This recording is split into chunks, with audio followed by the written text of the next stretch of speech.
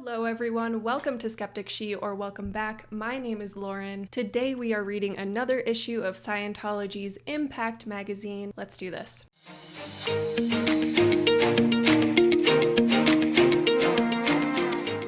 This is Impact magazine, issue 31. From gangs and guns to rights and reason. As you can see, there are all these happy people having a nice stretch. Looking like they're at an evangelical church, even though we know they're definitely not. As usual, we have to take a look at the cult leader himself, in black and white, looking exceptionally dignified, L. Ron Hubbard. He's not flipping us off this time, how about that? Shockingly enough, I'm about to read something from L. Ron Hubbard that I actually agree with pretty much 100%. It's a little bit frightening, but there is a catch.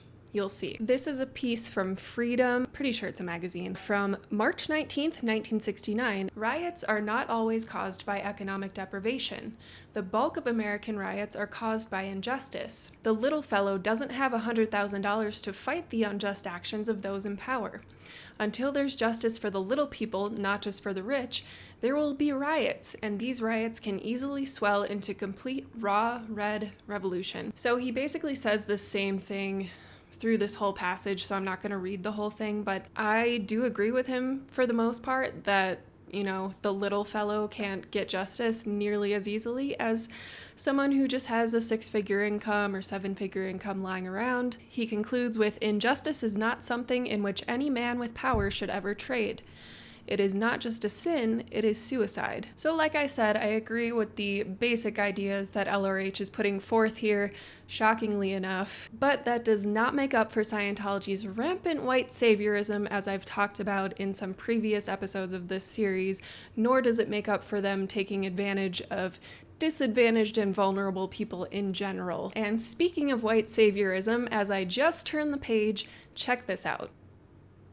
This is an ad for volunteer ministers from the Church of Scientology to help people at disaster sites. As you can see, there's one of these volunteer ministers who is clearly white, helping people who are clearly not white. It looks like they're lined up maybe for food or shelter or supplies, I don't know. As I've said before, if Scientology is genuinely helping people in situations like this, sure, I'll give them credit, but the vast majority of the time, if not every time they do this, they use these opportunities to promote Scientology and actually recruit people without them realizing they're being recruited. We will get to that a little bit more in the main article of this. And once again, they are taking credit for changing drug policies in Colombia. In Colombia, the decriminalization of small amounts of cocaine and cannabis possession for personal use in 2012 strengthened the lie that if it's not illegal, it can't be bad for you. No one's really saying this except fearmongers. Ingrida Lingait, don't know how to say that person's name, has been shattering the myth since becoming president of Drug Free World Colombia in 2015. Since 2015, Drug Free World Colombia has held more than 1,100 events, distributed over 930,000 truth about drugs booklets, and reached 5.7 million people with a drug-free message. And once again, we are wasting excessive amounts of paper while preaching a dangerous message. The tides have now turned. The president recently signed a decree reversing Colombia's recreational drug law on personal possession, thereby condemning narcotics as a health hazard and protecting future generations from drug abuse. Alright, so here Scientology is making a huge leap, crediting itself entirely for the drug laws in Colombia changing, yet all evidence in areas where drugs have been decriminalized or legalized, including where I live, all evidence points to the fact that it actually makes everything safer. Legalization and decriminalization actually saves lives, keeps innocent or nonviolent people out of prison, prevents people from participating in the black market, which can, lead to people being murdered or getting in huge financial trouble. It's just overall better. So Scientology is crediting itself for reversing laws that were saving lives. Great job.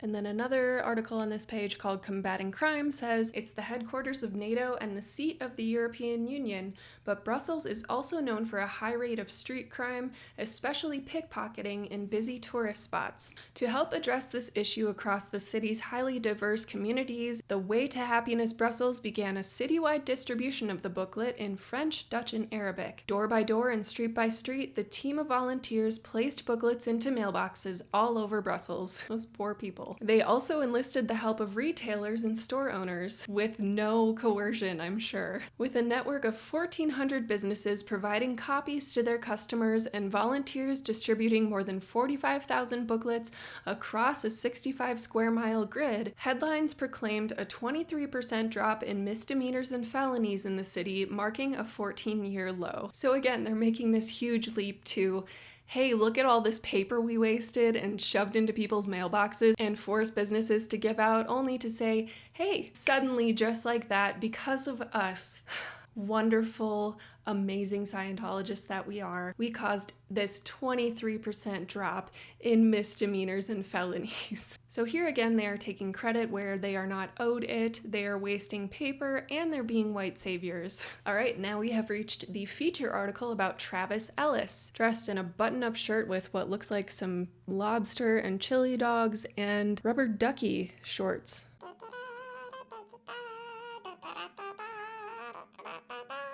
Okay, again, I don't think I'm going to read this whole thing. It's somewhat long, but it says, after a misspent youth of crime and drugs, Travis Ellis, a pastor, hip-hop artist, and community advocate, has committed himself to helping others do a similar 180. Through myriad programs, Travis inspires others to aspire to a better life, and his go-to resource, the fount of power he relies on to shift mindsets, is contained in the Youth for Human Rights booklets he carries everywhere. Again with the booklets. It explains how he used to participate in robbery, lived in a neighborhood that was plagued by violence, didn't really have a plan, overdosed on PCP. So he's overdosed on PCP, he's in the hospital, and a pastor came in and was preaching the gospel, and Travis remembers him saying, if you believe Jesus Christ can heal you from a dead situation, get up and leave right now. Whether it was divine intervention or not, Travis was suddenly conscious and responsive.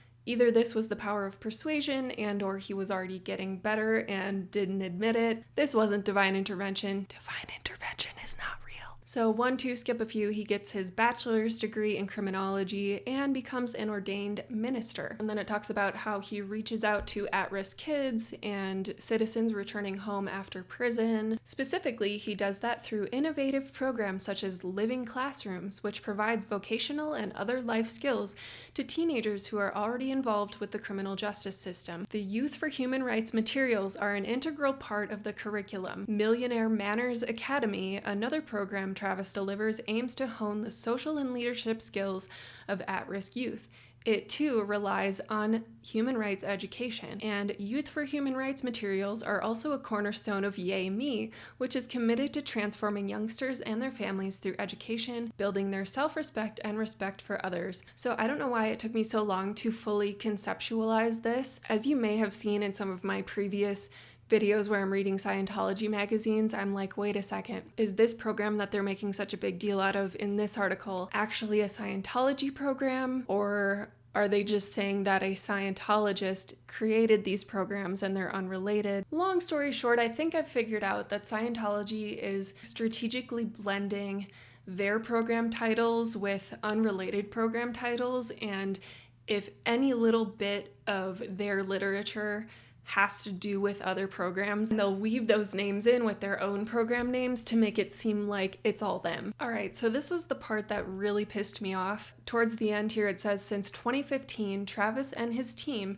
have been helping to curb recidivism, meaning returning to prison, and violence with a program called Pathways to Self-Sufficiency. Honestly, Pathways to Self-Sufficiency really sounds like a Scientology program. We go to probation officers and say, hey, give me your top 15 high-profile violent offenders, the ones more prone to violence or the ones more likely to reoffend. Send their names in and we'll get them enrolled in the Pathways program. Now operating in partnership with the DC Mayor's office, Pathways works with citizens who are newly released from prison, helping them to adapt to their changing communities. So on the surface, this sounds great, right? Helping curb recidivism, keeping people out of prison, helping them rejoin the community, maybe get a decent job, take the stigma off of them, clear their names, all of that sounds lovely. But the fact that Travis includes Scientology literature in this program tells me that it's used as kind of a mask to recruit people into Scientology. In fact, when I was reading about the Youth for Human Rights program in Scientology, there have been a whole bunch of complaints against them because they have on multiple occasions coerced certain churches and other organizations into allowing them to present Youth for Human Rights program material. The whole time would mention L. Ron Hubbard and repeat his teachings and all of that, and people would complain because they would say, you mentioned nothing about Scientology in this program. And then Scientology tries to defend itself by saying, oh, we didn't have to. This is about the kids. This is about Youth for Human Rights and saving the kids. And the last article in this magazine kind of reiterates that. This is a member profile. So Claudia is from Guadalajara City, Mexico. She's going through all this trouble with her business. Some of her employees are lying and stealing. And in the midst of all that, her father passed away. Everything's falling apart. It's very sad. And she was like, oh, I was done with business. I wanted to give up.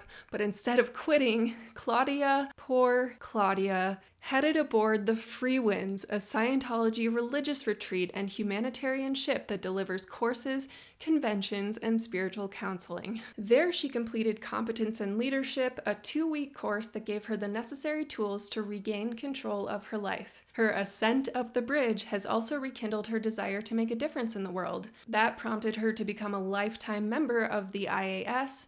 Again, poor, naive Claudia. She also began volunteering for the local The Way to Happiness group. I love how they put the extra the in there. The local The Way to Happiness. The is very important. The. Claudia has already delivered more than 5,000 Way to Happiness booklets into prisons. 5,000 The Way to Happiness booklets into prisons in Jalisco State in Mexico, and is now working with prison authorities to make the Way to Happiness, the Way to Happiness course available to inmates. So again, here we see someone handing out booklets, wasting trees, as Scientology so loves to do, into prisons, and is working with authorities to make the course available. You're essentially saying, hey, when you get out of prison, we're going to put you into our prison. And if you try to leave after you take one of these courses, you can bet we're going to make your life hell. We're going to use that criminal record that we felt so sorry for you about. We're going to use that against you. What a mess. We did it. We made it. Another Scientology magazine. Read. Done. We never have to talk about it again. If you are an ex-Scientologist, tell me your story. I would love to hear it. I was never in Scientology. Thank Lord Voldemort. With that, thank you again so much for watching. Hello to all of my new subscribers. If you enjoyed this video, please like it and share it with your friends. Subscribe to my channel if you have not already. Keep asking questions, and I will see you next time. Bye.